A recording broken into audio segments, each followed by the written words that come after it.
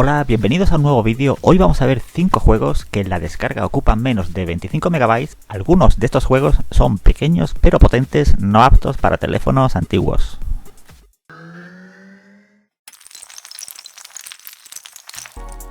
Empezamos con el primer juego. Si tienes poco espacio libre y te gustan los juegos shooter, aquí vas a poder matar terroristas en una ciudad plagada de ellos ubicada en lo que parece el desierto del continente africano. Es una lucha callejera con cuenta atrás, no tenemos todo el tiempo del mundo y debemos desactivar bombas y estar pendiente al mismo tiempo del radar de la izquierda, que nos irá guiando sobre la situación de los terroristas que debemos aniquilar. Los controles del juego son un poco bruscos, conviene bajarle la sensibilidad que trae por defecto y los gráficos, como estamos viendo, para lo que ocupa el juego tampoco se le puede pedir mucho más.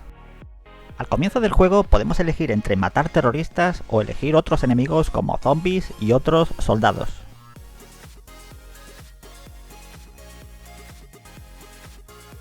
Seguimos con otro juego shooter en primera persona de la saga Nova. Esta versión de Nova que estamos viendo solo ocupa en la descarga 25 MB, aunque al instalarlo se descomprime la APK y ocupa algo más en la tarjeta SD, carpeta Android Data, pero nunca llega a ocupar 1 GB como ocurre con Nova 3. Los gráficos y el control del personaje están muy conseguidos y poco tiene que envidiar a Nova 3. Hay detalles que si eres seguidor de Nova puede que eches en falta, como es la función cámara lenta que te permitía tener cierta ventaja sobre los enemigos y que en esta versión no vas a encontrar, pero sorprende la calidad del juego ocupando mucho menos de la mitad que Nova 3 y también tiene el modo multijugador para jugar online. Pasamos a un juego radicalmente distinto pero bastante adictivo y es un juego de lógica, en el que debemos completar con piñones, engranajes, el espacio entre el piñón verde que da vueltas y el rojo que está quieto. Al principio es muy sencillo, pero luego vas pasando niveles y ya se complica la cosa bastante, pues tienes que buscar la mejor aproximación, pues el número de engranajes del que dispones es muy limitado y no puedes malgastarlos.